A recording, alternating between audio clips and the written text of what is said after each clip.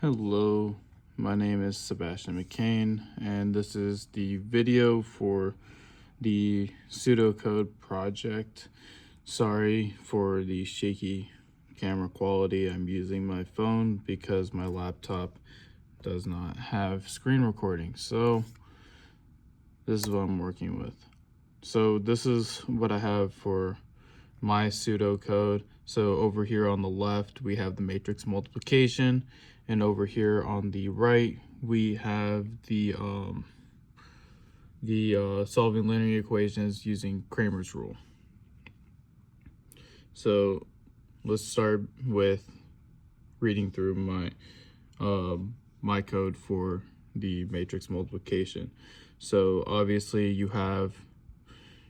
I made mine a little more detailed due to the fact that I'm going to be using this to help me for the actual code, so I figured I'd get a jump on it and just make it easier for myself later down the line.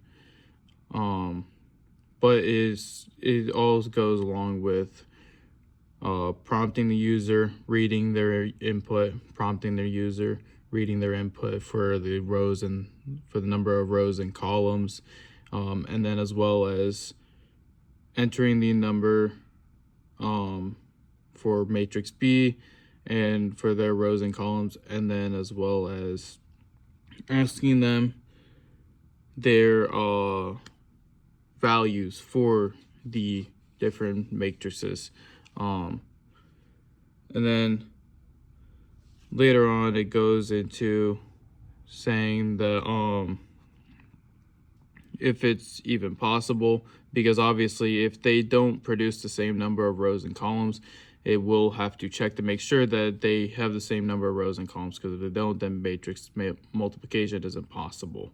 So it does that first before they ask you what values, because if your matrix isn't the same, it won't work regardless. So it checks that first. Then it goes into asking you to create an array for your matrices. So it asks you to enter your values depending on how many rows and columns you have. It then goes on to print out the rows and columns of, like, okay, this is your matrix A, this is your matrix B, and then it initializes it in the resulting matrix, and then it performs the matrix multiplication and then prints out the resultant matrix. Over here we have the pseudocode for the Cramer's rule, solving linear equations. So obviously you have your matrix input. The program will prompt the user to input the elements of two matrices, and then so for example, matrix A is 3 by 3, matrix B is a 3 by 1, and then it will begin the calculations for the determinant. The program will calculate the determinant of matrix A. If the determinant is 0, it will tell the system that it either has no solution or an infinite number of solutions, meaning there's no unique solution, and it will display that. Then it will go through and use Cramer's rule. If the determinant of the matrix is non-zero, the program will then apply Cramer's rule to find the x, y, and z values. The program will then create 3 modified versions of the matrix by replacing one column at a time of matrix B with matrix B. So you'll have determinant x, determinant y, and determinant z, which will be calculated by replacing the first column of matrix A and B, A with B, second column of matrix A with B, and the third column of matrix A with B. Yeah, obviously solving for those variables, you're just doing x is equal to determinant x over determinant A, and then so on and so forth with y and z. And then outputting, it is just the program will just print out the values of x, y, and z, which are the solutions for the system of equations. This is ChatGPT's pseudocode. I mean, it's a lot more simplistic. Obviously, it was creating the pseudocode for just the general reader. Obviously, pseudocode, it's dependent on the person making it.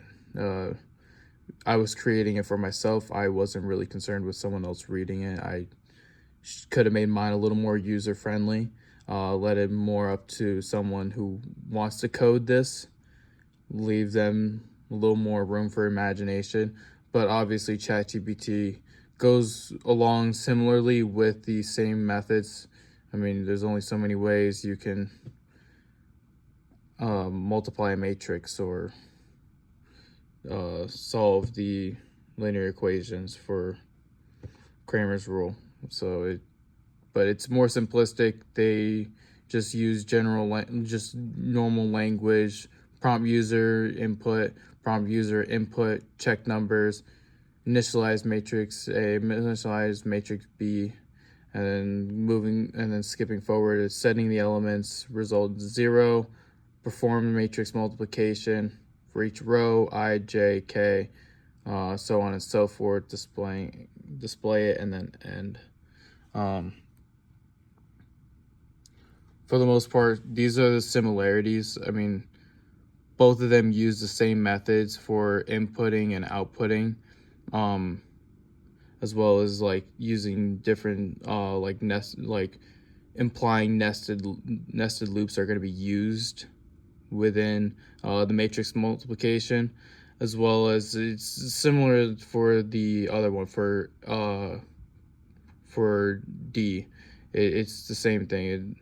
Both of them use the same declarations for inputs and outputs. There's only so many ways you could do that. As for the differences, my version is gonna have obviously more detail when it comes to the wording, because I wanted it to be more tailored for me to use later down the line. In my version, I don't even bother with errors. It just exits the program, whereas ChatGPT likes to say it gracefully exits the program, it gracefully allows the user to reuse the program and produces an error message. Mine initializes the result matrix to 0, whereas ChatGPT likes to assume a lot of things. I know what I want, so I write down what I want, what I'm going to be looking for later on when I go to program it, whereas ChatGPT doesn't really care. It will just assume a lot of different things, as well as my pseudocode has a lot of comments because, again, I go back to the same thing. It is personalized to me. I use them as check marks or bookmarks, or just to keep myself on track on where I am in my code, whereas ChatGPT doesn't really like to use comments. They use comments for like headers, but I use mine more for the actual purpose of comments, making sure that I stay straight with my code. For D, it's similar things, but it is also mine is a little more rigid, but it's more detailed, clearly breaking down the steps. The AI one likes to group together their steps, so instead of like setting it on, let me go back. So their steps combine a lot of theirs, whereas mine are more spread out. Is clear, like, hey, this is where it is going to print, this is where it's going to declare, this is where it's going to print, read, and then it was going to execute. As well as for handling the determinant calculation, I actually stated how I wanted to handle the calculations, whereas once again, ChatGPT just assumes the user will choose their own way to handle it. They keep it vague, leave it up for more interpretation for the user. As well as same thing with as B, handling errors differently as stated before, usage of comments, for me to keep my checkpoints and organization. But it is all the same thing pretty much when it comes down to it, from my pseudocode to ChatGPT's. In the grand scheme of things, pseudocode is something that humans can do. I believe humans can do better because it's more of a personalized, like, I know what I want. I know what this code would need. Whereas ChatGPT is very cut and dry. They don't know the parameters. You tell them what you want, and it just pops out something random and generic. Whereas I know what I'm looking for, so I could be more specific in my pseudocode. So that concludes the comparing and contrasting of my pseudocode versus ChatGPT pseudocode for B, matrix multiplication, and D, linear equations using Cramer's rule. Appreciate you sitting through this 11-minute video, Jung. I know you will enjoy this, or have enjoyed this. You're not at the end of the video. I swear I didn't spend these last couple seconds buying time to make this video fit within 10 minutes. Thank you.